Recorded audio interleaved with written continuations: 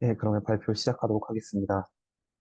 안녕하세요. 저는 오늘 발표를 맡은 강원대학교 계산이론 연구실의 김도규입니다. 오늘 발표할 논문은 2023년 5월에 발표된 Is your code generated by ChatGPT really correct? 라는 이름의 논문으로 기존에 있던 코드 제너레이션 벤치마크 데이터셋인 휴먼 이벨을 조금 더 개선해서 더 효과적으로 코드를 검증하는 벤치마크 셋을 만든다라는 것이 이 논문의 목표입니다. 예, 말씀드렸다시피 기존에 여러 가지 벤치마크 이 코드 제너레이션 결과물에 대한 벤치마크 셋이 존재를 했는데요. 그 중에서 이 논문 저자가 주장하기로는 가장 널리 사용되는, 가장 많이 사용되는 휴먼 이벨이라는 데이터셋을 조금 더 좋게 만들 수 있을까라는 것으로서 이 연구가 시작되었다고 합니다. 그래서 기존에 있던 휴먼 이벨 데이터셋에서는 이제 해당 그림, 이 그림에서 보면은 이 코드는 리스트 두 가지가 주어졌을 때 이것들의 교집합을 정렬을 해서 출력하는 코드인데요. 현재 이 챗GPT가 만들어낸 코드 같은 경우에는 가장 마지막에 셋에다가 다시 넣고 그리고 리스트의 형태로 리턴을 하기 때문에 기존에 있던 휴먼 이벨 데이터셋에 있던 이 입력으로는 오류를 잡아내지 못하지만 이 새로 만들어진 휴먼 이벨 플러스라는 이 벤치마크 셋을 통해서는 이 오류를 잡아낼 수 있는 등 여러 더 정확한 검증이 가능하다라고 이야기하고 있습니다. 그리고 또한 이제 이 뒤쪽에서도 다시 한번 이야기를 하겠지만 이 코드의 경우에는 이 휴먼 이벨 데이터셋에 있는 그라운드 트루스 코드인데요. 이 결과 이 코드를 시행을 하면은 우선순위가 end가 5보다 더 높기 때문에 month, month가 이 해당 날짜 안에 있는지, 해당 월 안에 있는지를 파악을 하고 day가 1보다 크면은 무조건 false를 선하기 때문에 이 그라운드 트루스가 잘못되었는데 이것들도 이 휴먼 이벨 플러스를 통해서 이 그라운드 트루스의 오류도 잡아낼 수 있을 정도로 현재 만들어낸 벤치마크 셋이 성능이 좋다라고 주장을 하고 있습니다. 그래서 이 휴먼 이벨 플러스를 만들어내게 된 이유가 무엇이냐면 이 라지 랭귀지 모델을 통해서 만들어내는 코드 벤치마크 셋의 현재의 한계점으로는 테스트할 수 있는 테스트 케이스의 숫자가 너무 적다라는 것입니다. 그래서 그리고 또한 이제 이 문제의 디스크립션이 불분명하게 하다라는 이유도 있는데 여기에 대해서는 오류 케이스의 경우에 익셉션을 발생했을 때 이거를 어떤 식으로 처리하느냐라는 그런 내용들도 없고 그런 것들 때문에 더 정확하게 만들지 못한다라는 이 두 가지를 짚었는데요. 그 중에서 이 첫 번째 문제인 테스트 케이스의 숫자가 너무 적다라는 것을 주요 타겟으로 해서 이 논문을 작성하게 되었습니다. 그래서 휴먼 이벨 플러스를 만들어내는 전체적인 과정입니다. 이것들을 이제 하나하나 세부적으로 쪼개서 설명을 드리도록 하겠습니다. 첫 번째로, 첫 번째 과정은 이제 결국에는 이제 테스트 케이스를 어떻게 생성하느냐에 대한 것인데, 테스트 케이스를 생성하는 방법은 챗GPT를 통해서 시드 인풋을 만들어내고, 이것을 Type Aware Input Mutation이라는 방법을 통해서 기존의 뮤테이, 뮤테이트 베이스드 퍼징 방식의 일종으로 입력들을 조금씩 변화시키면서 더 많은 입력들을 만들어내는 방식으로 해서 테스트 케이스를 만들어내는 과정을 반복합니다.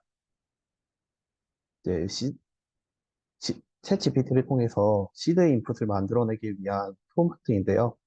오리지널 데이터셋인 여기서 말하는 오리지널 데이터셋은 휴먼 이벨 휴먼 이벨 벤치마크 셋에 있는 데이터들이고, 이 안에 있는 그라운드 트루스와 입력 베이스 인풋으로 들어가 있는 것들과 함께 이 위에 generate complex inputs, 아니면 generate default inputs, generate corner case inputs라는 이 프롬프트를 덧붙여서, 이러한 프롬프트를 통해서 GPT를 통해서 입력들을 생성해내게 된다고 합니다. 근데 이제 이러한 입력을 통해서만 만들어내게 되면은 이 디스크립션에 있는 모든 내용들을 거대 이 모델이 잘 인지하지 못한다는 문제가 있다고 합니다. 그래서 컨트랙트라는 이름으로 이제 이 문제에서 여기서 논문에서 예시로 든 거는 이 n이라는 정수는 항상 n이라는 이 변수는 항상 0보다 큰 값으로 해서 만들어내야 된다. 이 테스트 케이스 인풋에서 n은 항상 0보다 커야 된다라는 이런 정보들을 추가로 프롬프트에 넣어서 테스트 케이스를 생성하도록 진행을 했다고 합니다. 이, 이 논문에서 이 저자가 말하기로는 물론 더 많은 테스트 케이스를 챗GPT를 통해서 만들어낼 수 있지만 이 경우에는 좀 너무 많은 코스트가 소요되기 때문에 이 Type Aware Input Mutation이라는 것을 도입을 하게 됩니다. 챗GPT를 통해서 만들어진 시드 인풋을 시드풀에 넣고 이들 중에서 하나씩 선택을 해서 타입 어웨어 뮤테이션을 진행을 하면은 새로운 입력이 생성됩니다. 이 과정을 계속 반복을 하게 되면은 더 다양한 입, 입력들을 만들어낼 수 있게 됩니다. 이제 타입 어웨어 인풋이라고 되어 있는 이유는 이 뮤테이션 할 대상이 입력의 타입에 따라서 각각 뮤테이션 하는 방법을 나누어 놨기 때문에 이렇게 타입 어웨어 인풋 뮤테이션이라는 이름을 붙여서 이 뮤테이션 과정을 진행을 합니다. 그래서 전체적으로 이제 입력을 만드는 과정을 이렇게 되고요. 이제 이 만들어진 입력을 통해서 기존의 그라운드 트루스를 한 결과물과 모델, 각각 거대 학습 모델들을 통해서 만들어낸 이 코드들의 결과를 비교를 해서 패스 여부를 확인을 하게 됩니다. 여기서 이제 테스트 슛 리덕션이라는 것을 또 진행을 하게 되는데요. 이를 통해서 휴먼 이벨 플러스 미니라는 이 벤치마크 셋을 하나를 더 만들게 됩니다. 지금 보시게 되면 이것은 각각 이 총 164개의 문제가 이 휴먼 이벨 벤치마크 셋에 들어있었는데요. 이들의 평균적인 입력을 조사해 보니 9.6개 정도의 입력만 만들어져 있고 중앙값은 7, 그리고 최소값은 1, 그리고 맥스값은 105인데 이 위에 이건 제곱 표시가 아니라 그 논문에서 주석을 달기 위해서 넣어진 숫자고 105개가 최대 개수라고 합니다. 그래서 이 숫자로는 너무나도 적기 때문에 늘 입력을 좀 더 다양하게 만든 휴먼 이벨 플러스 같은 경우는 평균값이 774.8개로 굉장히 많아지게 됩니다. 근데 이것들을 모두 다 테스트하기에는 너무 많은 시간이 소모가 되고, 그래서 이를 조금 리듀스 과정을 통해서 16.5개, 평균적으로 16.5개를 가지도록 테스트 케이스의 수를 줄인다라고 이야기하고 있습니다. 그래서 이 리덕션 하는 방법을 크게 세 가지 세 가지 기준을 통해서 리덕션을 진행을 했는데, 이 코드 커버리지 같은 경우에는 이 BRL 세미나에서 많이 다뤘던 내용인데, 입력을 주어졌을 때 이 코드의 영역을 얼마만큼 커버할 수 있는지에 대한 영역입니다. 그래서 같은 영역을 커버하는 테스트 케이스의 경우에는 굳이 이것들을 모두 다 수행하지 않고 단 하나만 해도 이것들 중에서 단 하나씩만 선택을 해서 테스트 케이, 에, 이- 이 생성된 코드에 대해서 테스트를 진행을 해도 모, 모든 것을 다 진행했을 때와 동일한 커버리지를 커버할 수 있다라는 가정으로 이제 코드 커버리지를 기준으로 리덕션을 하게 됩니다. 그 이외에 뭐, 뮤턴트 킬링스 같은 경우에는 이제 뮤턴트 킬링스를 얘기하기 전에 이 뮤턴트가 어떤 것을 의미하느냐에 대해서 보여드리기 위해서 제가 예시 코드를 만들었는데요. 이제 이 왼쪽에 있는 것이 원본 컴페어 코드입니다. 이제 A와 B를 비교해서 이 결과 A가 크면은 1, A가 작다면 마이너스 1, 같을 때는 0을 리턴하도록 되어 있는 이런 함수인데요. 이 크다나 작다 이런 것들을 하나씩만 크거나 같다 이런 식으로 변경을 하게 되면은 논리적인 오류를 가지게 된 코드가 생성이 되게 됩니다. 이제 여기에서 A와 B가 각각 다른 숫자를 가지게 된다면 이 오류를 검출할 수 없지만 A와 B가 동일한 숫자를 가지게 된다면 이 오류를 검출할 수 있게 되고 이, 이 A와 B가 같은 것들을 여러 번 실행을 하는 게 아니라 A와 B가 같은 예를 들어서 A와 B가 3, 3, 5, 5, 7, 7이라는 입력이 있을 때 3, 3 하나만 해도 5, 5와 7, 7 모두 이 세, 이 세 가지 테스트 케이스를 전부 수행을 했을 때와 동일한 오류를 검출할 수 있다.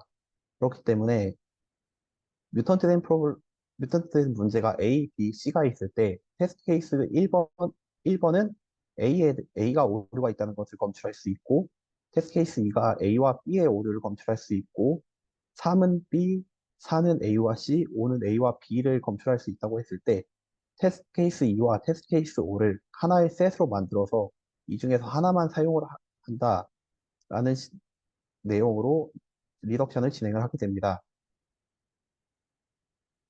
이거 지금 제가 이거 수정이 안 된 버전을 지금 보여드렸는데, 이게 이 LLM 샘플링 킬링스도 같은 맥락에서 수행을 하게 됩니다. 각각의 모델마다 생성한, 가장 자주 생성하는 취약점들이 존재할 것이다. 그리고 이것들을 각각 모델마다 어떤 모델이 만들어낸 것들을 취약점을 잡을 수 있는 테스트 케이스들이 있을 때 같은 모델들을 아까 것과 동일하게 해당 A, B, B, A, C, A, B라고 했을 때 A와 B가 생성하는 이제 공통적인 오류들을 항상 잡아낼 수 있다면은 이것들도 동일하게 하나의 셋으로 묶어서 하나만 수행을 하게 돼도 이 모든 것들을 다 뭐 수행한 것과 동일한 양의 오류를 검출할 수 있을 거다. 최소한 그거에 준하는 오류의 개수를 검출할 수 있을 것이다. 라는 이러한 가정에서 이런 이 LLM 샘플 킬링스를 진행을 하게 됩니다. 그래서 이제 이제 이것을 수행한 결과인데요. 여기에 패스 at K 이퀄 1이 두 번이 들어가 있는데 이, 이 K 이퀄 1 스타의 경우에는 그리디 디코딩을 사용을 한 것이고 K1은 빔서치 사이즈가 빔서치 이 결과 탑 1, 탑 10, 탑 100을 가지고 평가를 하게 되었습니다. 여기에서 이제 이 파란색 박스를 보시면은 산타코더와 인코더 모델의 경우에 기존 베이스라인인 휴먼 이벨 데이터셋에서는 산타코더가 인코더보다 성능이 조금 더 떨어지는 것으로 나왔는데요. 근데 이 플러스 엑스트라는 이제 휴먼 이벨 플러스 셋입니다. 이 휴먼 이벨 플러스 셋을 가지고 테스트를 해봤을 때는 오히려 산타코더가 더 좋은 성능을 내는 것으로 확인을 할 수가 있었다고 합니다. 그리고 또한 이 두 가지 모델의 경우에도 베이스라인 모델로는 거의 동일한 성능을 내고 있지만 휴머니벨 플러스 데이터셋을 사용을 하면은 이 두 모델 간의 차이가 크다는 것을 알 수 있다고 합니다. 그리고 이 논문에서 자세히 다루지는 않았지만 이제 추후 연구 과제로서 이야기를 한 바가 있는데요. 이 T1, T10, T100 같은 경우에는 이제 빔 서치 사이즈 수가, 이 탑 1의 경우에 가장 좋은 성능을 낸 템퍼처를 기록을 한 것입니다.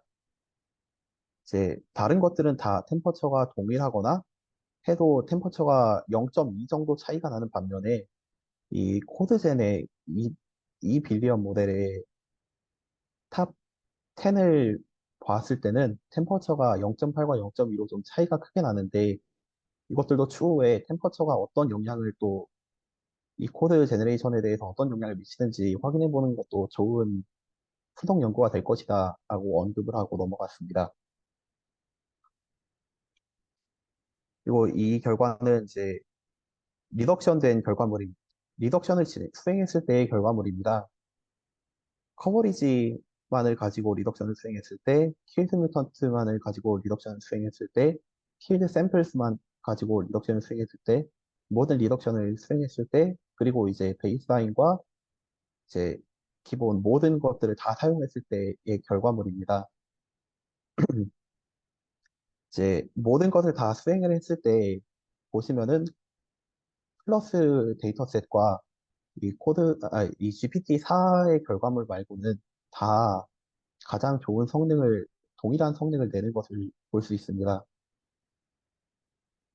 이것들이 이제 패스레이트인데 작은 것들이 왜 더 좋은 성능이냐라고 했을 때 더 엄격하게 오류들을 더 많이 찾아냈기 때문에 이 패스레이트가 작을수록 이 벤치마크 셋의 성능은 더 높은 것이다라고 이해를 하시면 될 것 같습니다. 예, 그리고 이제 이후에는 패스레이트를 도식화해서 이 그래프로 나타낸 것과 아까 드렸던 그라운드 트루스의 오류들을 또 찾아냈다라고 하는데요. 이제 이것들은 이제 패스레이트를 이제 그래프로 해서 표현을 한 것입니다. 이제 이것들의 정렬 순서는 휴먼 이벨, 이 베이스라인 데이터셋의 패스레이트를 기준으로 해서 정렬을 한 것이고, 보시게 되면은 이 휴먼 이벨 플러스 데이터셋이 패스레이트가 더 낮은, 대부분 다 낮게 나오는 것들로 이제 이 벤치마크 셋이 오류를 더 잘 잡아내기 때문에 더 패스레이트가 낮게 된다를 도형으로, 이 그래프로 나타내게 되었습니다. 그리고 이건 아까 설명드렸다시피 AND와 OR 우선수기 때문에 이 코드는 잘못되어 있는 코드인데 이게 휴먼 이벨 데이터 벤치마크 셋에 그라운드 트루스로 들어가 있었는데 이것도 이 오류도 잡아낼 수 있을 정도로 이 휴먼 이벨 플러스 데- 벤치마크 셋이 성능이 좋다라고 이 논문 저자는 말하고 있습니다. 그래서 결론적으로 이 휴먼 이벨 플러스 데이터셋을 사용을 하면은 라지 랭귀지 모델을 통해서 만들어낸 코드의 오류를 더 많이 찾아낼 수 있어서 더 엄밀한, 더 정확한 평가가 가능하다라는 것을 결론으로 이 논문은 마무리가 됩니다. 혹시 질문 있으신가요?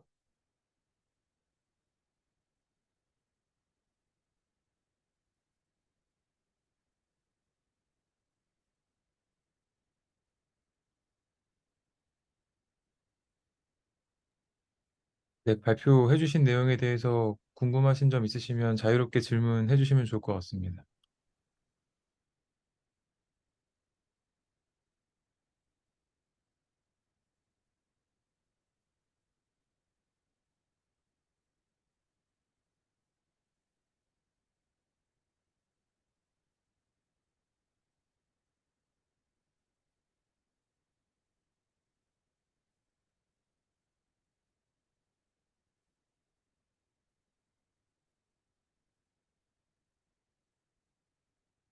지금 기본적으로 이 논문에서 새로운 벤치마크를 제안을 하는 거죠.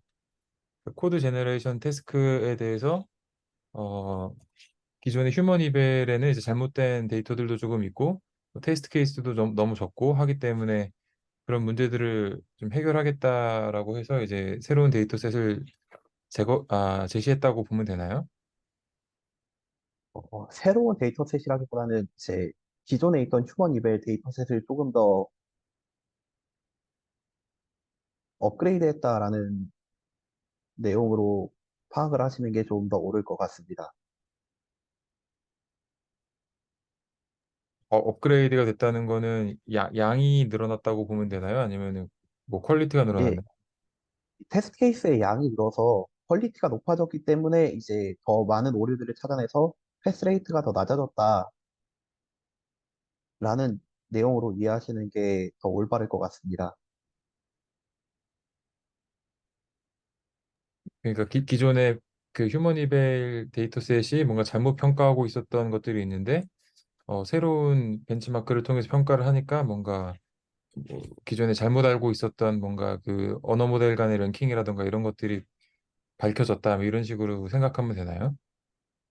예, 그런 식으로 생각하시면 될 것 같습니다. 이제 결국에는 기존 휴먼 이벨 이 벤치마크 셋에서는 발견하지 못했던 논리적인 오류들을 이 휴먼 이벨 플러스 이 벤치마크 셋을 통해서 이 오류들을 밝혀냈다. 그렇기 때문에 이제 업그레이드 되었다라고 저는 이제 그렇게 생각을 했습니다. 지난번에 아마 또 여쭤봤던 것 같은데 그 프로그램 컨트랙트라고 하는 부분 있잖아요. 예, 그거를 어떻게 이제 추가할 수 있는 건지에 대해서 혹시 확인된 게 있나요? 그걸 추가하는 방법에 대해서는 찾아내지 못했습니다. 논문을 다시 몇 번 읽어봤는데 이제 여기에 대해서 언급된 내용이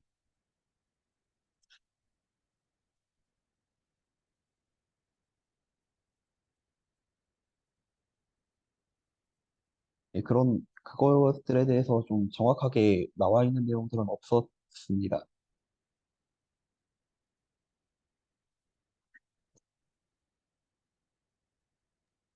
그 테스트 케이스를 제가 아마 뭐 까먹었거나 놓친 것 같은데 그 테스트 케이스를 만들어낼 때 일단 시드를 가지고 뮤테이션을 해서 이제 그 뮤테이션 하는 과정에서는 각각의 그 타입을 신경 써서 뮤테이션을 한다. 여긴 이해를 했는데 이렇게 많이 테스트 케이스를 만들어내고 이제 그걸 필터링 할 때 뭐 어떤 기준으로 필터링을 한 건가요? 이 논문에서는 이제 각각 문제마다 인풋 포맷을 하나씩 다 가지게 되는데 이 인풋 포맷에서 벗어나게 되는 것들을 필터링을 해줬다라고 언급이 되어 있습니다.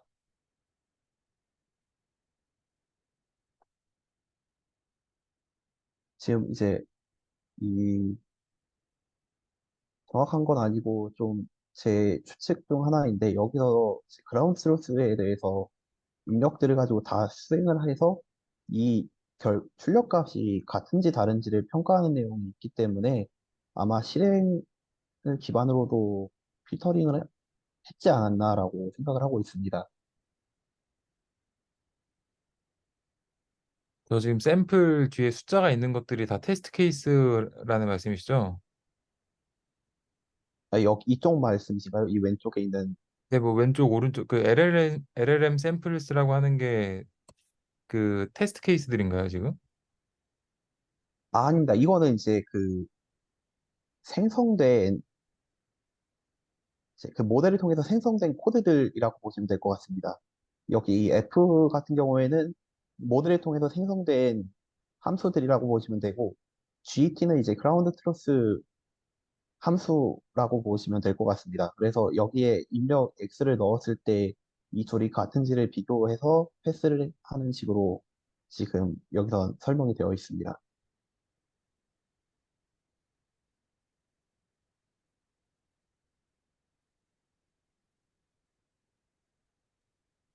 그러니까 밑에는 지금 코드 생성한 것이 펑셔널리 커렉트한지를 이제 검증하는 과정인 건데, 그럼 테스트 케이스가 옳은지를 그 펑셔널리 커렉트한지를 검증하는 부분은 어디 있는 거예요?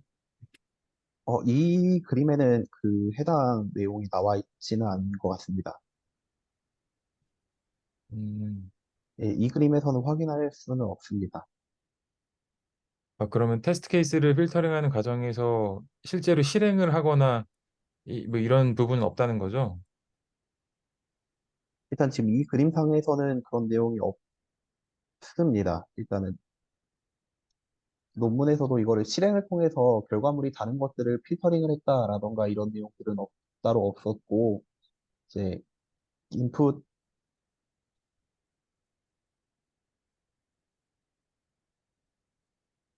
예, 그런 내용은 없었습니다. 예, 그 인풋 포맷에 맞지 않으면 제외한다라는 내용만 여기에 논문에는 나와 있습니다.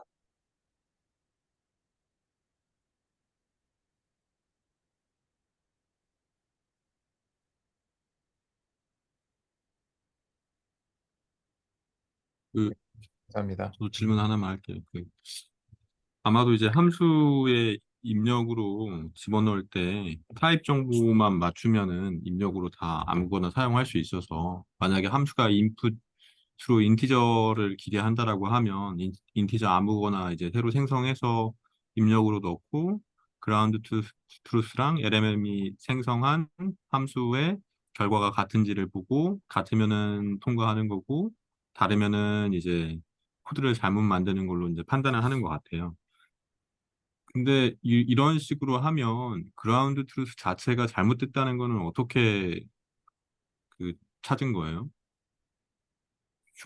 휴먼 이벨 그 데이터 셋에서 그라운드 트루스가 잘못된 경우들도 이제 찾았다고 했는데 그건 우연히 찾은 건가요? 아니면 시스테매틱하게 찾은 건가요?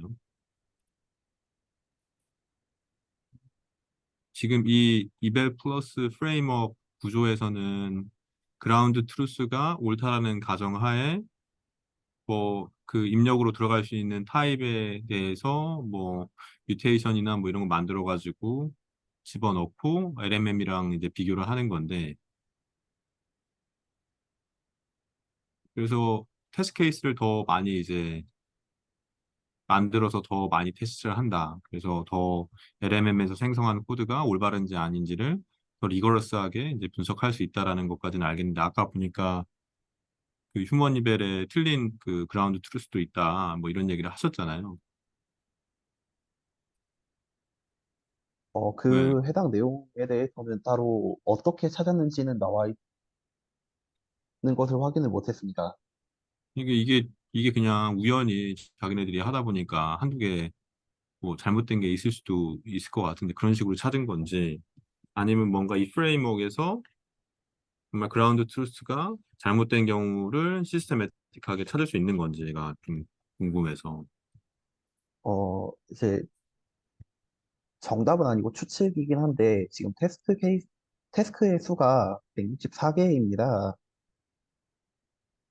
그래서 아마 이것들을 뭐 일일이 확인을 할 수도 있지 않았을까라고 생각은 하는데, 그거에 태스크의 수가 164개라는 거지. 그 태스크를 구현하는 펑션은 엄청 많을 텐데요. 지금, 아닌가요? 이게 함수가 164개밖에 없다는 얘기인가요?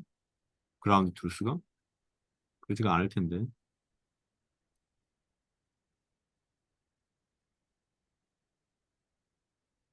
혹시 알고 있는 사람 없나요? 휴먼 이벨? 태스크가 프로블럼 아니? 프로블럼?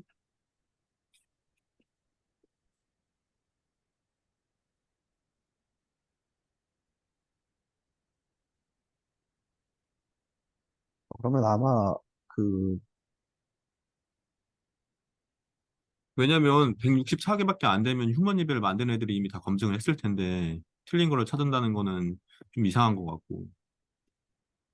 그러면 그라운드 아마 트루스가 여기에도 그라운드 트루스가 여러 개 있으면은 그것들 출력들 비교해서 확인할 수도 있지 않았을까라고 추측을 해봅니다. 그런 내용이 전혀 없는 거죠. 예, 해당 내용에 대해서는 제가 확인을 못 해봤습니다. 근데 여기서도 그라운드 트루스에 인코렉트한 그라운드 트루스들이 있다라고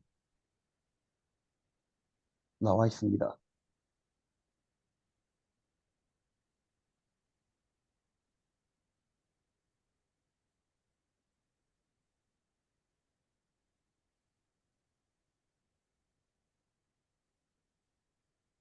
그래서 지금 한 18개 정도를 찾았다라고 나와 있는데, 그거를 어떻게 찾아냈다라고는 그 휴머니벨의 나와 있진 않습니다. 그 문제 디스크립션이랑 테스트 케이스뿐만 아니라 그 그라운드 트루스도 같이 있는 게 맞는 거죠? 예, 제가 알기로는 그렇습니다. 지금 몇 개씩의 코드가 있는지는 모르고요. 예, 그거는 제가 확인을 못 해봤습니다. 페어가 한 개씩 있는 것 같습니다. 그라운드 트루스가 한 개씩밖에 없다고요? 네.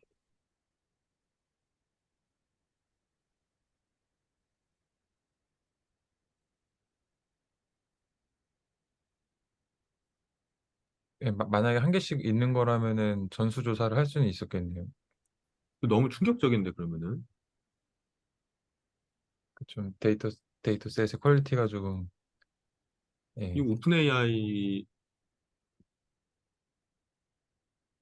오픈AI의 모든 그런 것들이 다 신뢰성이 떨어지는 그런 결과인데 164개는 그냥 매뉴얼리 인스펙트 할 수 있었을 텐데 왜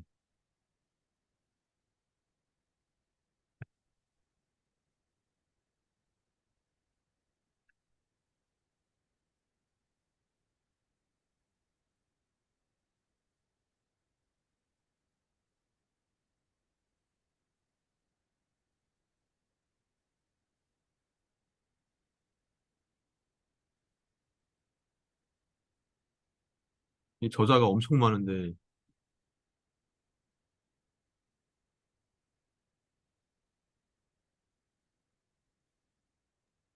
네, 솔루션은 하나씩만 있네요, 진짜로.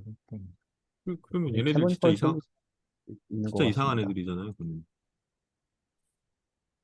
데이터셋은 조금 예, 퀄리티가 좀 떨어지는 것 같긴 합니다. 아니 예, 저자가 거의 3, 40명 되는 것 같은데 이거를 몇 명만 확인해도 되는 건데 심지어 거기 오류가 있다는 게 예. 그중에 18개가 완전 잘못됐다고요, 도교학생? 예? 그중에 18개나 잘못됐다고요? 예, 지금 여기에는 18개의 오류를 찾았다라고 되어 있습니다. 그 음, 논문 8페이지 맨 아래쪽에 보면은 18개를 찾았다라고 되어 있습니다. 음.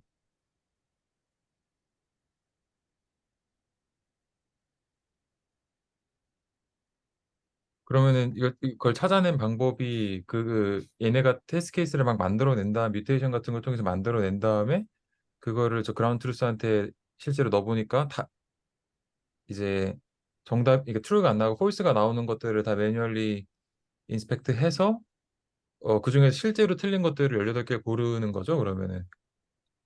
실제로는 맞았는데 테스트 케이스가 틀리는 경우도 있었을 테니까. 그거는 아니죠. 아닌 것 같습니다. 예, 여기서 그건 그렇게 아닌 할 것 수가 없는 같습니다. 게 제 생각에는 그라운드 트루스가 여러 개면 그라운드 트루스끼리 디퍼런셜 테스팅을 해볼 수가 있는데 네, 그라운드 트루스가 하나밖에 없잖아요. 예. 그러니까 문제 디스크립션 읽고 코드를 보고 찾았다고밖에 생각이 안 돼요. 얘네들이 이거 하면서.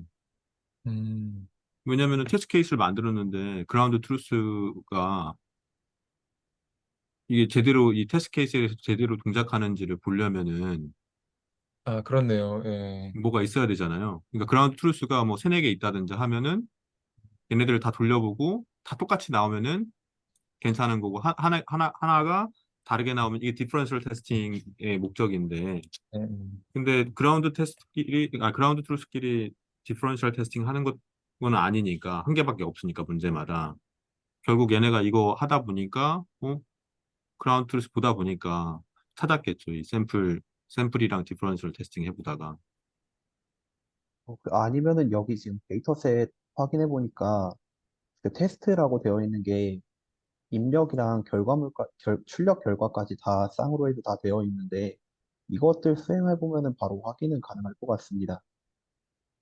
아니 이 그라운드 트루스는 거기 같이 딸려 있는 테스트 케이스에 대해서 다 동작을 올바르게 하겠죠.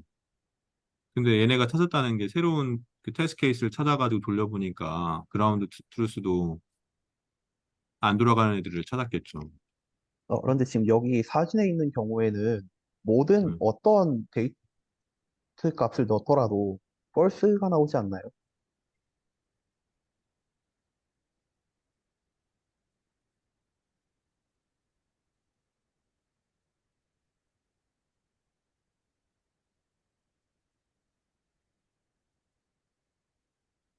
막,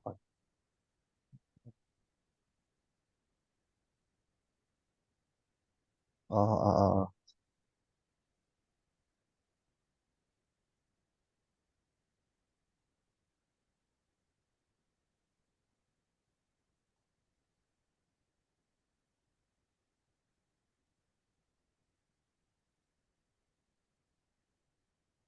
그렇지는 않은 것 같은데. 예, 그렇지는 않네요.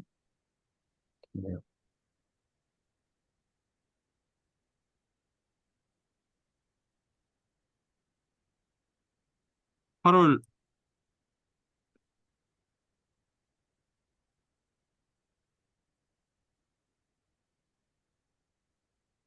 8월 32 넣으면은 true가 나오겠죠. 예. 12월 30 넣어도 아마 트루가 나오겠네요.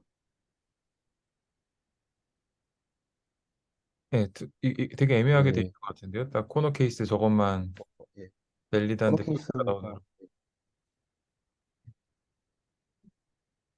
아, 그럼 이제 예, 그러니까 이런 거겠네요. 그러니까 아까 전에 그 그림을 다시 한번 생각해 보면은 LLM으로 문제에 대해서 코드 여러 개 만든 다음에 그럼 걔네들이 이제 기존에 주어져 있는 GT 테스트 케이스를 다 통과하는지를 보고 그러면 이제 GT 테스트는 통과를 하는데 만들어낸 테스트 케이스를 이제 통과하지 못하는 것들을 가지고 그러니까 만들어낸 샘플이랑 GT랑 디퍼런셜 테스팅을 할 수 있는 거 아닌가요?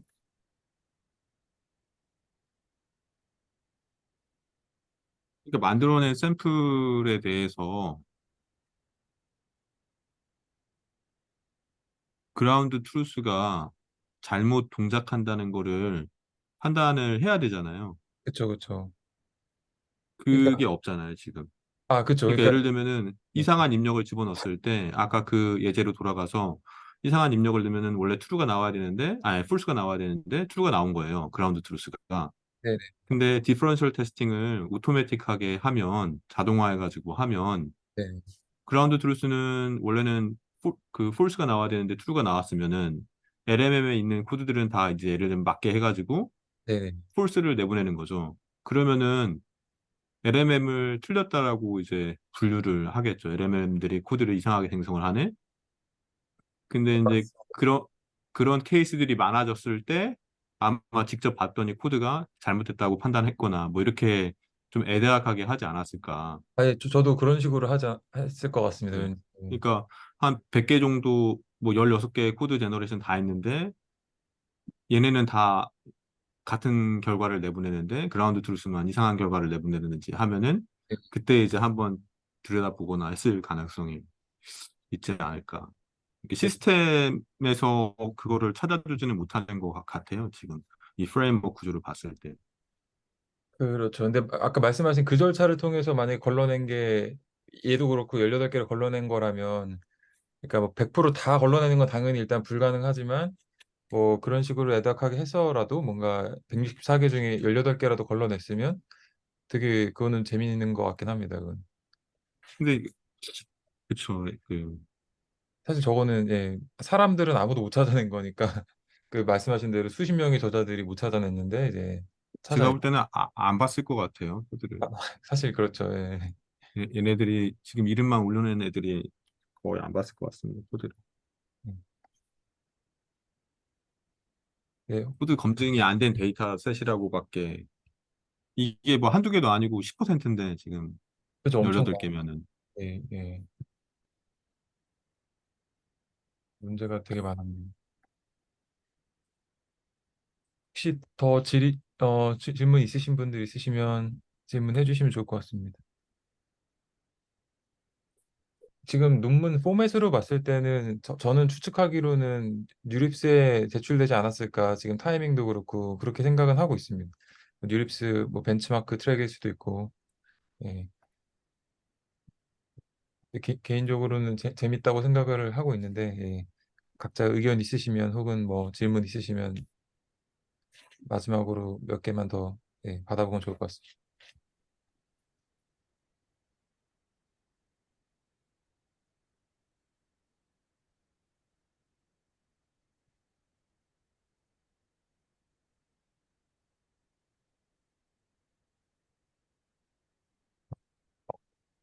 없으시면, 예, 저는 개인적으로 이 코드 생성 관련해서는 앞으로는 그 생성된, 그러니까 단순히 LLM을 사용해서 코드를 이렇게 만들어내고 샘플링하고 이런 것보다 이게 시멘티컬리 그리고 이제 펑셔널리 커렉트한지를 검증하면서 이제 생성하는 쪽으로 계속 연구가 트렌드가 진행되지 않을까 생각하고 있어가지고 테스트 케이스를 어떻게 하면 이제 자동 생성할 수 있는가 그렇게 해서 이제 코드를 어떻게 하면 이제 검증할 수 있는가 효율적으로 검증할 수 있는가 이런 쪽으로 조금 어, 관심이 많거든요. 그래서 혹시라도 이 논문과 흡사한 방식으로 혹은 뭐 좀 더 발전된 방식으로 후속 연구를 제안하실 수 있으시면 같이 해봐도 좋을 것 같습니다.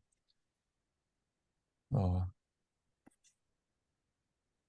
예, 만약에 질문이 더 없으시면 네, 오늘 발표 준비해 주신 김도규 학생 고생 많으셨고요. 예, 오늘 이렇게 참여해 주신 많은 분들 또 내일부터 시그피엘 여름학교 참석하실 텐데 또 현장에서 만나 뵙고 또 인사 나누면 좋을 것 같습니다. 예, 고생 많으셨습니다. 수고하셨습니다. 네, 수고하셨습니다. 수고하셨습니다.